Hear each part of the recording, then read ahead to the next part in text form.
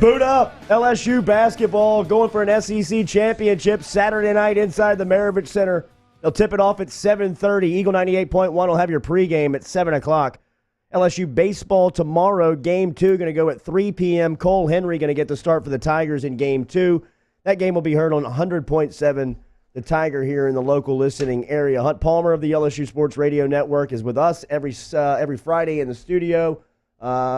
Hoops with Hunt is a daily podcast. It's published at 1045ESPN.com. And Outside the Box podcast, co-hosted with Charlie Hannegriff, which is a great baseball listen for your podcast over at 1045ESPN.com. Good morning, buddy. How are you? I'm good. How's everybody doing this morning? Doing good.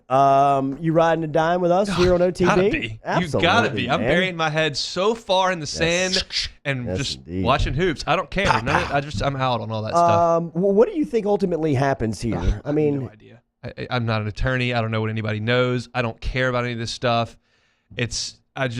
Let me know when it's over. But I'm going to watch basketball and enjoy the hell out of it. This is fun. I've loved LSU basketball more this year than any year of my life. Even 06. I think I'm more in tune with it this year. Like Larry Holder said on Twitter today, if it burns, it burns. Okay? Like nothing that you can do now is going to change that. And that's the but it won't burn universal before attitude. the Final Four is over. I haven't heard anyone who feels any differently around here. That tells you, it is what it is. Well, Larry Plank brings up a good point inside the huddle driven by the Bayou Ford Group. welcome to South Louisiana. You think an FBI wiretap freaks a couple of people out? And you got politicians. We live for that. Getting greased in public. I liked what Hannegriff said yesterday. He was like, why couldn't the FBI tap wires when Trent was the coach? And he wasn't even on the phone. That is a great example of what happens when you don't play the game, right? Exactly. Allegedly. All right. So what do you expect tomorrow night inside the Maravich Center? Oh, man. I've done some digging on Vandy.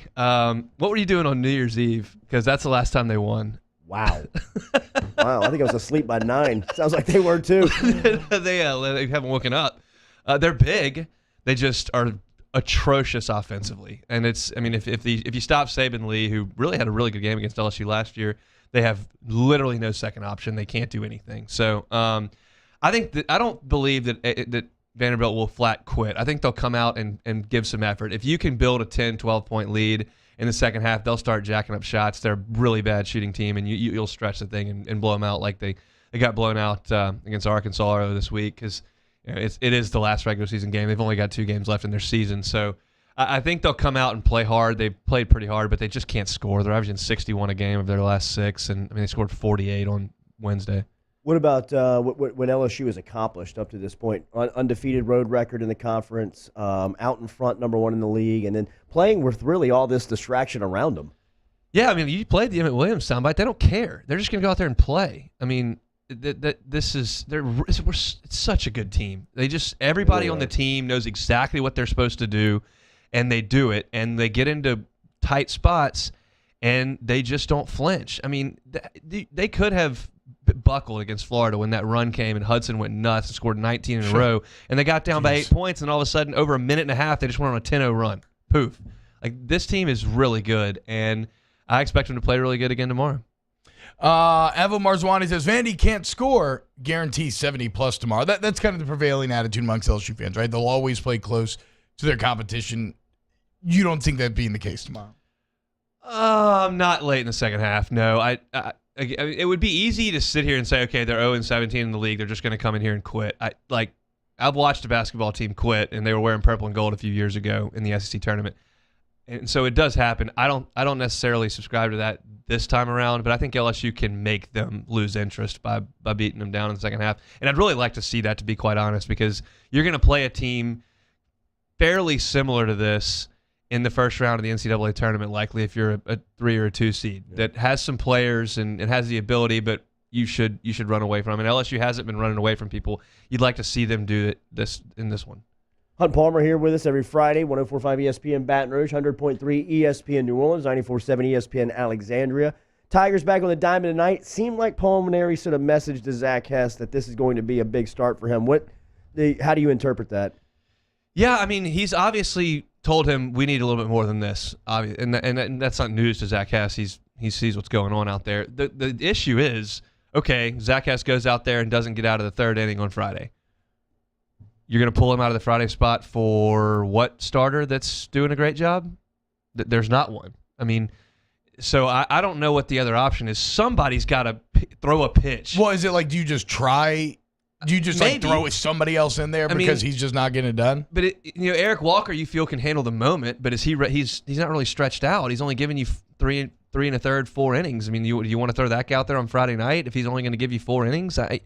That's not ideal. And I was surprised that he moved Marceau out of the rotation. Obviously, we're going to see him start a game in the midweek and see how he throws the ball tonight out of the bullpen. But, I mean, I guess you can try somebody. Do you want to throw Mikhail Hilliard out there? But what's he ready to give you in terms of innings? Like, there's not an option that sounds really good. There's not a Jared Poche you can just go grab from Saturday and throw him in there on Friday. You just don't have it. So my thing is just somebody's got to go out there and step up this weekend and throw a pitch in the 7th inning. Yeah, I mean, how do you feel about you mentioned it. It looks like Paul Maneri's done playing games, right? Hilliard walks the second guy. He's immediately out. Cole Henry, because of how well he pitched versus how poorly Landon Marceau pitched, like you said, already out on Saturday. How do you feel about that Saturday switch? I'm not wild about it just because I think Marceau is going to be a stud this year. Like I really still believe that. I'm still betting on him. I think he's got the makeup. He's got the ability. He's just got to go out there and do it. And really, he looked pretty good in his first 2 starts. I mean, his second start was so weird because he was sitting down for 30 minutes at a time and pitching with that huge lead, and it wasn't great, but there are flashes there, and I think that needs to continue to be cultivated. And it will be in the midweek. That's fine. I mean, it's okay to get a start in the midweek, but I would like to see Marceau pitch against the Pac-12 team that's got some big-time players. But it is what it is. Henry gets the opportunity, and hopefully Henry goes out there and throws the ball like he did last week because he was awesome last week. Jaden Hill on the shelf for another weekend. He's not going to throw against Kentucky. Maneri hopes he can throw in the second SEC series against Georgia. I've now past being concerned. I'm now starting to panic. I mean, what's up, man? Are we not going to see this kid? I don't know. I mean, I've seen this movie before with AJ Levis and Caleb Gilbert, and he's not ready. He's not ready. And it's just not throwing a baseball. So I don't know. I just that's one of those things. I can speculate on whether or not you should have bunted here, there, or who the pitcher should be. Like I can speculate on things that go on the field. How a guy's arm feels, that's not my corner of the store. Like I don't know. It's frustrating that it keeps happening. It does. Offensively, obviously it was a rough weekend for him in Austin over that 3-game stretch versus the Longhorns. What do you make of the lineup? I think you'll probably see more Chris Reed at third. I think it's very possible, based on what James Moran tweeted earlier this week, that Hal Hughes may play some second. Brant Broussard's just not giving you anything on offense, and Hal's been at least serviceable. He's hitting about 240. He's gotten a couple of nice hits, and he'll play some good defense for you. They got to find some more punch. I'm so happy with the way the top 4 is hitting, and that's fine, and that's set up really well. And they got to find a 5-6 to go right there behind them with some sort of combination of Beloso or Garza or Bianca or somebody to kind of lengthen that. They got to find somebody to hit behind Cabrera. And then the bottom of your lineup right now is going to be some combination of Mathis and Hughes, who aren't elite offensive players. But it's okay to have a couple of guys in there that are good defenders and don't necessarily hit 360. Like that's part of college baseball with 11.7 scholarships. But they got to get past the first 4. You got to have more than that. So are you more worried right now about the bats or more worried about what's going on the mound? The mound. I mean, you can't win without starting pitching. And I've kind of resigned myself to this fact that they don't have Gaussman, Renato, Lang, Nola. They don't have the guy in the front. But there are enough good pitchers on this staff to build a very, very good pitching staff that has a strong, deep bullpen and can get plenty of outs. But they got to pitch better than they are right now. And so it's got to come together. And it's all been about the walks, right? It's about the free passes. Yeah, batting average against is not terrible. It's not like they're giving up rockets all over the field. It's just putting too many guys on base. So is that something that you can fix midseason? Yeah, I think so. Guys get more comfortable, get more confident, or especially the freshmen. They've never faced hitters this good. In high school, they could just go up there and blow it by guys and just throw it 93 and get a strikeout. Now you're scared the guy's going to get a hit, so you're trying to be a little bit too fine, and then you start falling behind, and then you don't want to give in 3-1, so you try to hit a corner, and all of a sudden you've walked the guy. Guys like Hess and Hilliard and Beck, and those guys shouldn't be walking guys, but some of the younger guys I can understand. They just got to have confidence in their stuff and confidence that the guys behind them are pretty good defenders. Let them play. Yeah, Nolan Kane said he thinks they're a little afraid of contact. Yeah, right now. Don't be. Yeah, I agree. Let him put it in play. One guy you may want to be afraid of, though, Andrew Vaughn. He's a freak. Look at How the about numbers. his year, dude? mean, It looks fake, honestly. They look fake.